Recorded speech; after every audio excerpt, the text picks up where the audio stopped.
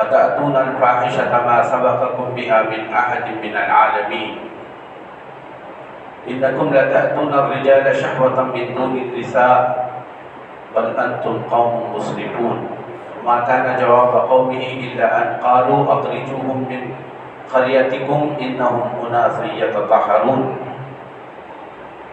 فأنجيناه وأهله إلا امرأته كانت من الغابرين وأمطرنا عليهم مطرا فانظر كيف كان عاقبة المجرمين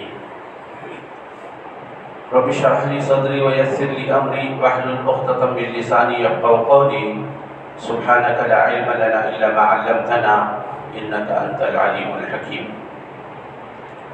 قابل احترام بزرگوں، عزیز بھائیوں اور محترم حاضرین جمعہ،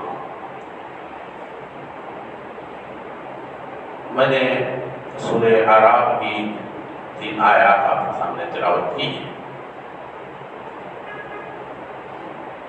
یہ انتخاب اس موضوع کے تحت میں نے کیا ہے جو نوجوانوں نے مجھ سے مطالبہ کیا ہے کہ حرام ریلیشن شپ پر آپ کے سامنے گفتگو کروں اور اس کے متعلق اسلام کی روشنی میں کچھ باتیں آپ کے سامنے پیش کروں۔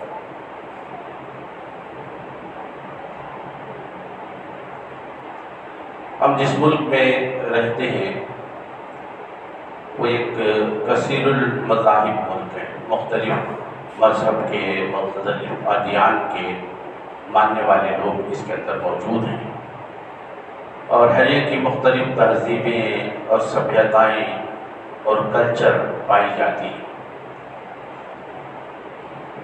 لیکن اس کے باوجود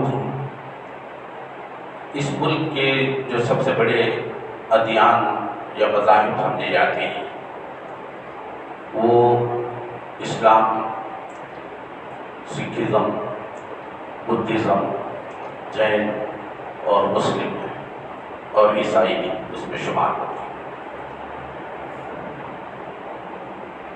ہمارے ملک کا جو دستور ہے اس دستور کے اندر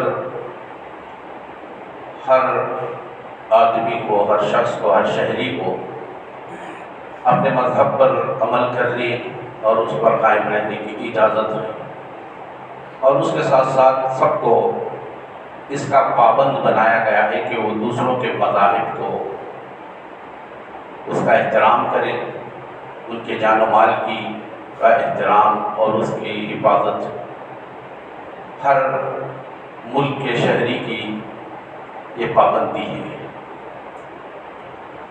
اس کا فرض ہے کہ یہ ان کا احترام کرے، اور ساتھ ہی ساتھ یہ بھی کہ اگر کوئی کسی مذہب کی، کسی دوسرے دھرم کے ماننے والے پر کی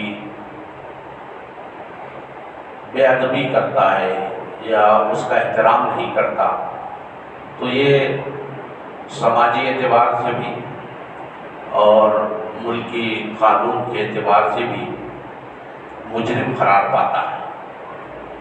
ہر ایک کو اس بات کا پابند بنایا گیا ہے کہ وہ ایک دوسرے کا احترام کرے، ہر ایک کو جینے کی آزادی اس کے اندر حاصل ہے، ہر ایک کو اپنے اپنے حقوق کے ساتھ اس ملک میں رہنے کی اجازت ہے۔ اور اس ملک کے دستور کی ایک خصوصیت یہ بھی ہے کہ اس میں انسانیت کا احترام پر بھی جو ہے روشنی ڈالی گئی ہے۔ یہ در حقیقت اس ملک کے اندر جو سنتوں اور صوفیوں نے کام کیا ہے اس کے اثرات ہیں جو ہمارے اپنے دستور میں بھی نظر آتے ہیں۔ وحدت انسانیت اور انسانیت کا احترام ہمارے اپنے دستور کا حصہ بھی ہے۔ تو اور اس میں اس تہذیب کو، اس کلچر کو جو کسی مذہب سے ٹکراتی ہے ہمارے اپنا دستور کے اندر شامل نہیں کیا گیا تھا، لیکن سپریم کورٹ کا یہ فیصلہ آ جانے کے بعد کہ لیونگ ٹوگیدر اور ہم جنس پرستی، ہیومن سیکشوالٹی کو اجازت دی گئی اس ملک کے اندر، حالانکہ اس سے پہلے کبھی اس طرح کا معاملہ اس ملک کے اندر نہیں آیا، کسی نے اس کو تسلیم نہیں کیا، ہر مذہب کے اندر جو ہے اس کو مانا نہیں گیا ہے۔ جو بڑے مذاہب ہیں اس میں ہم دیکھیں گے کہ کہیں بھی اس طرح کی بات اور اس طرح کی اجازت ان مذاہب کے اندر نہیں ملتی، اور ہمارے اپنے ملک کی اس تہذیب اور کلچر کے وہ اگینسٹ بھی ہے، وہ اینٹی ہے ہمارے اپنے ملک کے کلچر کا، ہمارے اپنے تہذیب کا، ہمارے اپنے مذہبوں کے مقابلے میں یہ غلط بات ہے۔ بلکہ ہم یہ کہہ سکتے ہیں کہ اس ملک کے لوگوں کے ساتھ کھلواڑ کیا گیا ہے، اس کی سبھیتا کے ساتھ کھیل کیا گیا ہے، اس کی تہذیب، اس کے کلچر کے ساتھ کھلواڑ کیا گیا ہے در حقیقت اس قانون کو کی اجازت دے کر۔ حالانکہ دنیا کے اندر 200 ممالک میں 119 ممالک ایسے ہیں جس کے اندر اس کو قانونی طور درجہ بھی دیا گیا ہے، اجازت وہاں پر حاصل ہے، لیکن ہمارا اپنا ایک ملک تھا جو ایک نادر الوجود حیثیت اس کو حاصل، اس حیثیت سے حاصل تھی کہ یہاں سنتوں اور صوفیوں نے کام کیا، جیسے چشتی اور نانک نے اور دوسرے سنتوں نے جو کام کیے ہیں، اس کا اثر اس ملک کے اندر پایا جاتا تھا۔ اسی وجہ سے کانسٹیٹیوشن میں، ہمارے اپنے دستور کے اندر اس چیز کو اجازت نہیں دی گئی تھی، اس کے اثرات باقی تھے۔ ایسا محسوس ہوتا ہے کہ کسی کے دباؤ میں اس کو جو ہے نافذ کیا گیا ہے یا اس کی اجازت دی گئی ہے، جبکہ موجودہ سرکار جو ہے بہنوں کی، بیٹیوں کی، ماؤں کی، عورت کی عزت کی بڑی اعلیٰ مقدار اپنے آپ کو بتاتی ہے، اور یہ کہتی ہے کہ ہم ناری کا بڑا سمان کرتے ہیں، اس کا ہمارے پاس بڑا اونچا مقام ہے، ہم اس کو محفوظ بنانا چاہتے ہیں، اس کی عزت کو، اس کے آبرو کو، اس کے حقوق کو، اس کے رائٹس کو ہم محفوظ کرنا چاہتے ہیں، اور سلوگن انہوں نے دیا بیٹی بچاؤ اور بیٹی پڑھاؤ۔ لیکن یہ قانون عورت کی عزت کے ساتھ ایک کھلواڑ ہے، اور ان کے دعوے کی دھجیاں اس قانون کے ذریعے سے اڑائی جا رہی ہیں، اور ان کے اس دوغلے پن کو ثابت کرتی ہے یہ چیز کہ ان کے پاس ناری کا، عورت کا کوئی احترام اور کوئی عزت اور اس کا سمان ان کے پاس نہیں ہے۔ اس کی اجازت دینا یہ اسی چیز کا معنی ہے، مطلب یہی نکلتا ہے۔ بہرحال یہ ہمارے اپنے ملک کی بات ہوئی، اسلام کے نظریے میں کیا مقام ہے اس کا، کیا اسلام ہمیں روشنی دیتا ہے اس سلسلے میں، تو ہمارے پاس صاحب اس کے نظریات ہیں، فکر ہیں، اصول ہیں، آداب ہیں۔ اللہ تعالیٰ نے جو انسان کو بنایا ہے اس کی فطرت کے مطابق اللہ تعالیٰ نے وہ دین ان کو عطا کیا، اور دین اسلام کو دین فطرت کہا گیا۔ اللہ کے رسول صلی اللہ علیہ وسلم نے فرمایا کل مولود یولد علی الفطرہ، ہر بچہ فطرت پر پیدا ہوتا ہے۔ اسلام فطرت کا نام ہے، اسلامی احکامات فطرت سے میل کھاتے ہیں، فطرت سے ہم آہنگ ہیں، فطرت کی آواز ہے، دل کی آواز، ضمیر کی پکار ہے، اور اس پر عمل کرنے کا نام ہی اسلام ہے، اور اس کے عمل کرنے والوں کا نام مسلمان ہے۔ اللہ تعالیٰ نے سارے طریقوں سے ہٹ کر سارے زندگی گزارنے کے کلچروں میں، تہذیبوں میں اللہ تعالیٰ نے کہا کہ مجھے اسلام پسند ہے۔ اللہ تعالیٰ نے تم کو، تمہارے لیے دین اسلام کو منتخب کیا ہے۔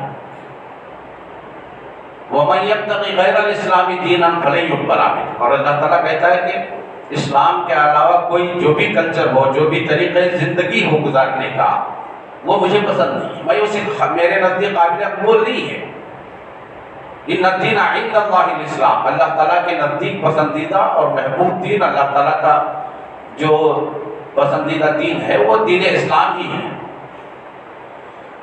اسلام میں جتنے احکامات ہیں آپ دیکھیں گے کہ انسان کے اپنے فطرت سے میل کھاتے ہیں، اور اس میں کوئی ایسی چیز نہیں بیان کی گئی جو انسانی فطرت جس سے انحراف کرتی ہو، جس سے ٹکراتی ہو، جس کی مخالفت کرتی ہو۔ ہر کام فطرت اسے مانتی ہے، انسانی ضمیر اس کو تسلیم کرتا ہے، اندر کی آواز بھی یہ کہتی ہے کہ واقعی یہ کام انسان کے لیے فائدہ ہے۔ جتنے احکامات اللہ تعالیٰ نے دیے وہ سارے انسانوں کے فائدے کے لیے، تو اس میں آئلی، معاشرتی، سماجی احکام بھی اللہ تعالیٰ نے دیے ہیں، تو وہ بھی انسان کی فطرت کی عین مطابق اللہ تعالیٰ نے انسانوں میں مرد اور عورت پیدا کی ہے۔ انسانوں ہی میں نہیں بلکہ اللہ تعالیٰ نے ہر چیز کا جوڑا بنایا۔ وَخَلَقْنَاكُمْ أَزْوَاجًا، ہم نے تمہیں جوڑا جوڑا بنایا، ہر چیز کا جوڑا ہے دنیا کے اندر۔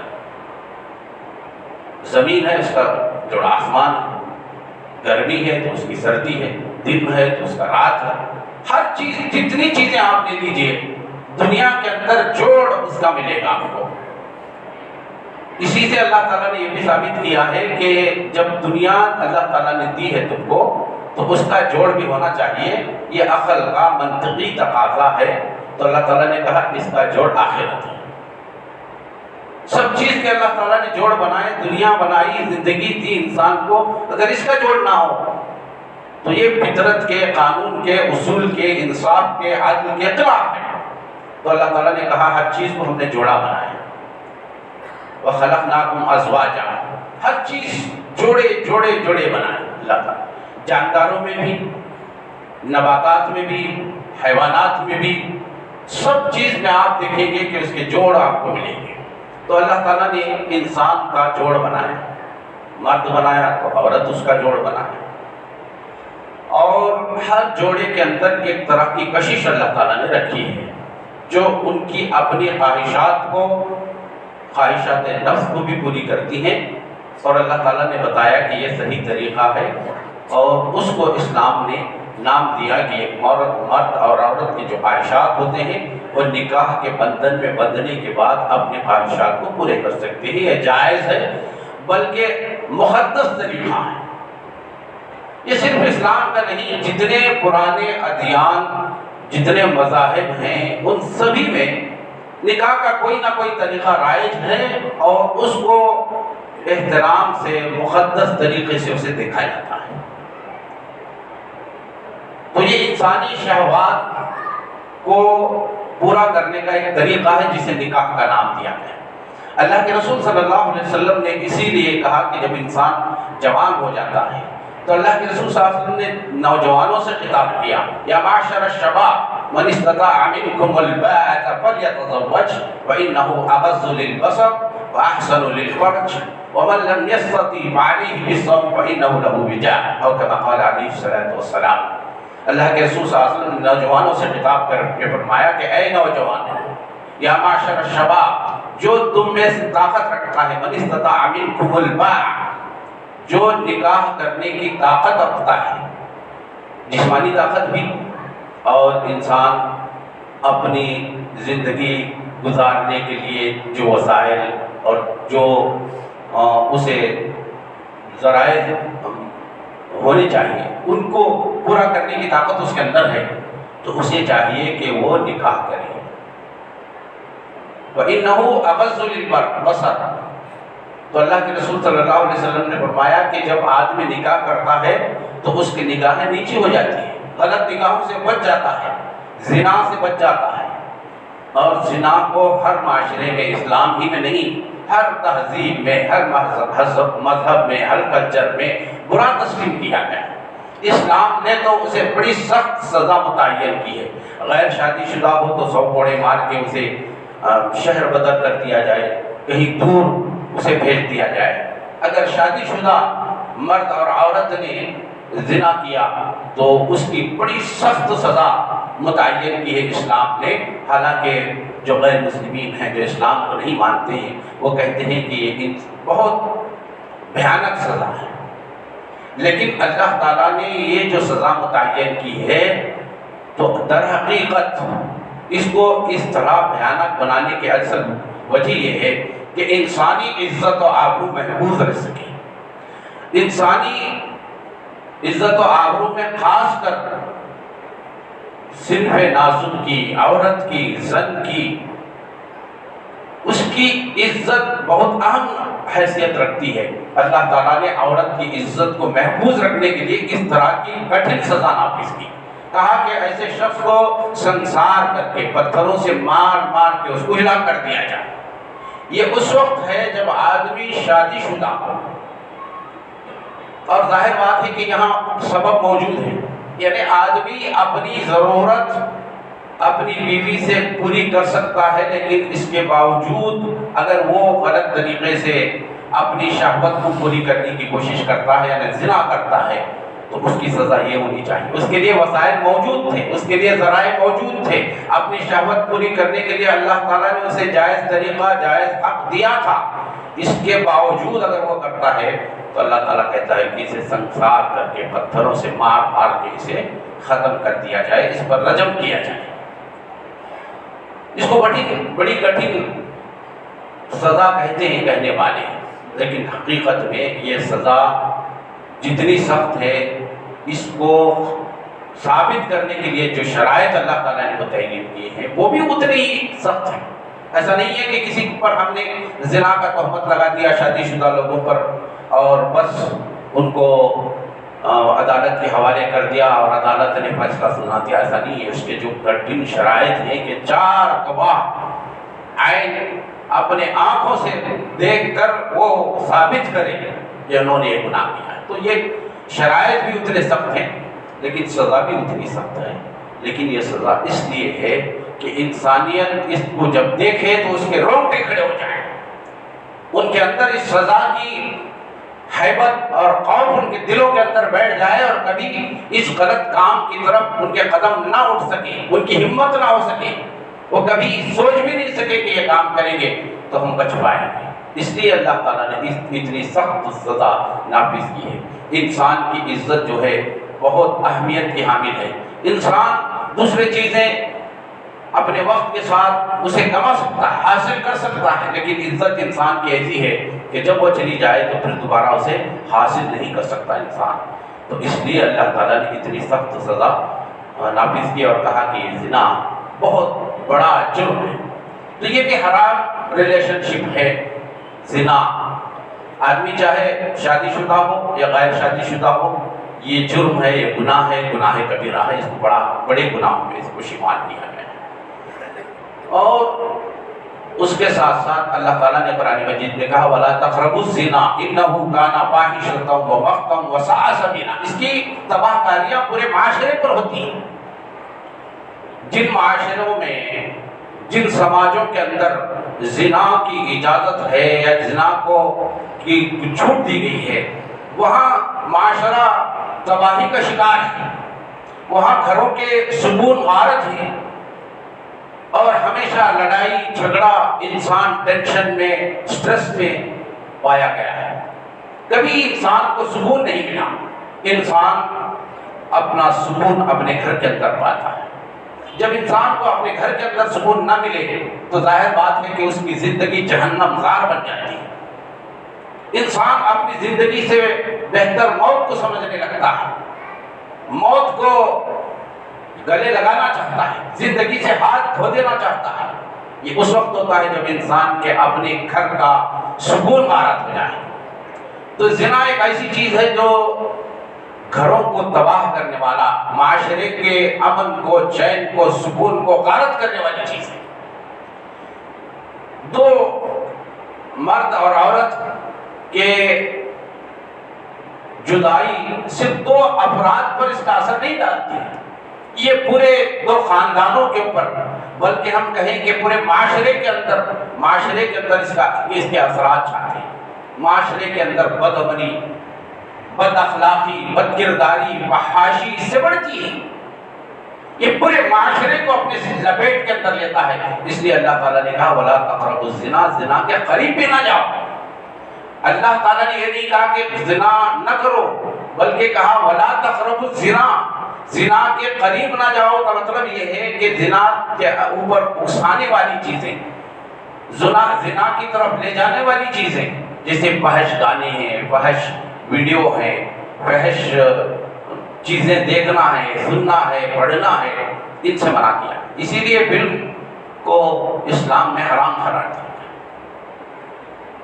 عورت پر نگاہ ڈالنا، غلط نگاہیں رکھنا، غلط خیالات اپنے اندر پیدا کرنا، یہ سب زنا کے قریب لے جانے والی چیزیں۔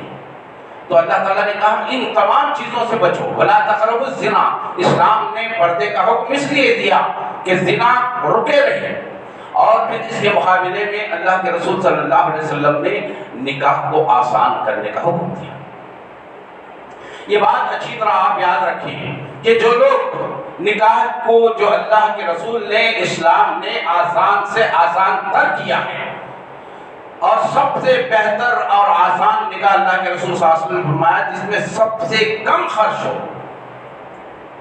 تو آپ یہ بات یاد رکھیں کہ جو لوگ چاہے وہ مالدار ہوں، کروڑ پتی ہوں، اربوں کے ارب پتی ہوں، کچھ بھی ہوں، لیکن اسلام نے اس بات کی اجازت نہیں دیا کہ آپ اپنے شادی بیاہوں میں پیسے کی طرح اپنا روپیہ پیسہ خرچ کریں، پانی کی طرح اس کو خرچ کریں، اس کی اجازت نہیں دی ہے۔ آسان سے آسان۔ آپ کو معلوم ہونا چاہیے کہ اللہ کے رسول صلی اللہ علیہ وسلم کے زمانے میں عبد الرحمن بن عوف رضی اللہ تعالیٰ عنہ وہ شخصیت تھے جو مدینے کے سب سے بڑے مالدار تاجر تھے۔ ان کے مقابلے میں کوئی شخص اس وقت تاجر ان سے بڑا نہیں تھا۔ سب سے بڑا بزنس مین اس وقت ان کو سمجھا جاتا تھا۔ جب اللہ کی راہ میں خرچ کرنے کا موقع آتا تو دینار اور درہم کی تھیلیاں اللہ کے رسول صلی اللہ علیہ وسلم کے پاس لاتے تھے، اور کبھی گننے کی ان کو یہ نہیں ہوتی تھی، نہیں گنتے تھے کبھی۔ تو یہ ان کی جب نکاح ہوا ان کے کپڑوں پر پیلی زردی کا نشان اللہ کے رسول صلی اللہ علیہ وسلم نے دیکھا، تو ان سے پوچھا کہ عبد الرحمن بن عوف یہ کیا ہے؟ تو انہوں نے کہا کہ میری کل شادی ہوئی ہے، میرا نکاح ہوا۔ تو اللہ کے رسول صلی اللہ علیہ وسلم نے گلا نہیں کیا، شکوہ نہیں کیا۔ سید الانبیاء موجود ہیں، سارے نبیوں اور رسولوں کے سردار موجود ہیں، ایک نبی اپنے معاشرے کے اندر موجود ہے، ان کے صحابہ، ان کے ماننے والے، اللہ پر، اللہ کے رسول پر ایمان رکھنے والوں کا معاملہ یہ ہے کہ وہ اپنے نکاح میں اللہ کے رسول صلی اللہ علیہ وسلم کو انہوں نے دعوت نہیں دی۔ اللہ کے رسول صلی اللہ علیہ وسلم نے کہا کہ عبد الرحمن بن عوف ولیمہ کرو، ولو بشاۃ اولم ولو بشاۃ، یہ بکری کی ذبح کیوں نہ کی جائے، ولیمہ کرو، یہ سنت ہے۔ تو یہاں یہ بتانا مقصود ہے کہ اللہ کے رسول صلی اللہ علیہ وسلم نے نکاح کو کتنا آسان بنایا۔ آج معاشرے میں پورے سماج کے اندر سب سے بڑا کٹھن معاملہ، جو سب سے بڑا پہاڑ ہم کو توڑ کے رکھنا ہے، وہ نکاح ہے۔ دو والدین، ماں اور باپ، اس کے بچے کے پیدا ہوتے ہی سب سے پہلی فکر اس کی شادی کی کرتے ہیں۔ سب سے کٹھن معاملہ، سب سے مشکل ترین چیز انسانی زندگی کے اندر ماں باپ کا اپنے بچوں کے نکاح کرنا، اتنا سخت بنا دیا۔ جو لوگ مالدار ہیں وہ کہتے ہیں کہ ہمارے پاس تو مال و دولت ہے اس لیے ہم خرچ کر سکتے ہیں، ہرگز نہیں، یہ ظلم ہے۔ جو بھی چھوٹے بڑے نت نئے طریقے رواجات نکاح کے اندر پیدا کیے ہیں، وہ غریبوں، مسکینوں، لاچاروں، ضرورت مندوں، محتاجوں کے اوپر ایک ظلم ہے جو پیسے والے کر رہے ہیں، کوئی بھی کرے گا، یہ ظلم ہے، یہ ناسور ہے، یہ کینسر ہے معاشرے کا۔ غریبوں کے اوپر یہ ظلم کیا جا رہا ہے، نکاح آسان بناؤ، یہ اللہ کے رسول صلی اللہ علیہ وسلم کا حکم ہے، اس لیے تاکہ معاشرے کے اندر زنا کو مشکل تر بنایا جائے، زنا مشکل ہو جائے۔ آج نکاح مشکل ہے، زنا آسان ہے، یہ ہم نے بنایا ہے۔ ہم نے اسلامی کلچر کو، اسلامی تہذیب کو، اسلامی سبھیتا کو ہم نے عام نہیں کیا، اس کو نہیں اپنایا۔ اور نکاح میں کیا کہا جاتا ہے؟ اللہ اور اللہ کے رسول صلی اللہ علیہ وسلم کے احکام کے مطابق، شریعت کے موافق، اور یہاں شریعت کی پوری دھجیاں اڑائی جاتی ہیں۔ بغیر صحرا کے نکاح نہیں ہو سکتا، بغیر نئے کپڑے کے نکاح نہیں ہو سکتی، بغیر جہیز کا بڑا ڈھیر جمع کیے بغیر کسی لڑکی کا نکاح ہو نہیں سکتا۔ اللہ تعالیٰ نے مرد کو قوام بنایا ہے، عورت پر کوئی ذمہ داری نہیں ڈالی ہے کہ وہ پیسے جمع کرے۔ مرد کو پیسے دینے ہیں کس کے شکل میں؟ مہر کی شکل میں۔ اگر مرد کے پاس پیسے ہیں، مہر دے سکتا ہے کسی عورت کا، اور معروف مہر جو جس کو کفو کہا جاتا ہے، یعنی ہر خاندان کا اپنا ایک اسٹیٹس ہوتا ہے، اس کا اپنا ایک مقام ہوتا ہے، اس کے تحت ان کے مہر مقرر کیے جاتے ہیں۔ مہر کا مطالبہ کرنا عورت کا حق ہے۔ کوئی مرد یہ نہیں کہہ سکتا کہ میں 10 گرام 20 گرام 10,000 20,000 پیسے دوں گا میرے مہر میں۔ یہ عورت کا حق ہے، عورت چاہے تو لاکھ 2 لاکھ 10 لاکھ جیسی چاہے اس کا مطالبہ کر سکتی ہے، یہ عورت کا حق ہے۔ اسی مہر کے عوض عورت حلال ہوتی ہے اس مرد کے لیے جس کو دینے میں ٹال مٹول ہم کرتے ہیں۔ مہر معجل کے بجائے مہر معجل قرض مہر باندھا جاتا ہے، لیکن اللہ کا فضل ہے کہ اب تو کچھ لوگ مہر معجل یعنی نقد ادا کر رہے ہیں۔ یہ بہتر صورت ہے، اچھی صورت ہے، یہ قابل تعریف چیز ہے، چاہے چھوٹی ہو یا کم ہو۔ بہرحال اس کے بغیر ہم سمجھ لیں کہ کوئی نکاح جائز نہیں ہوتا ہے۔ تو بہرحال نکاح کو آسان کرنے کا حکم دیا گیا اور کہا گیا کہ یہ مقدس چیز ہے، حلال کو حرام بناتا ہے، حرام کو حلال بناتی ہے۔ لیکن اس کے علاوہ جو طریقے ہیں اس کو اللہ تعالیٰ نے، اللہ کے رسول نے حرام قرار دیا۔ یہ ہم جنس پرستی ایک بہت بڑا گناہ ہے۔ لوگ طرح طرح کی تعبیرات کرتے ہیں، اس کے لیے وسائل اور وجوہات بیان کرتے ہیں، اسباب بیان کرتے ہیں، سارے کے سارے غلط ہیں۔ یہ انسانی فطرت کے عین خلاف ہے اور یہ بہت بڑا گناہ ہے۔ یہ وہ گناہ ہے جس کی وجہ سے قوم لوط پر اللہ کا عذاب نازل ہوا۔ میں نے وہ آیات پڑھی سورہ اعراف کی جس میں حضرت لوط علیہ السلام نے کہا اتأتون الرجال شہوۃ من دون النساء۔ ہم جنس پرستی، ہیومن سیکشوالٹی کے اوپر یہ بات ہو رہی ہے کہ تم مردوں کے ساتھ جاتے ہو، مردوں سے اپنی شہوت پوری کرنا چاہتے ہو، عورتوں سے، مرد سے۔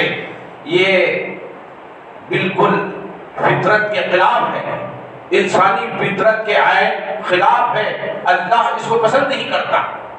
روکا حضرت لوط علیہ السلام نے، ان کو منع کیا۔ عورتیں موجود ہیں معاشرے کے اندر، ان سے نکاح کر کے جائز اپنے شہوات کو پوری کرو۔ انہوں نے کہا یہ لوگ بڑے پاک باز بنتے ہیں۔ وما كان جواب قومه الا ان قالوا اخرجوهم من قريتكم، ان کو نکالو اس بستی سے، یہ بڑے پاک باز لوگ بنتے ہیں۔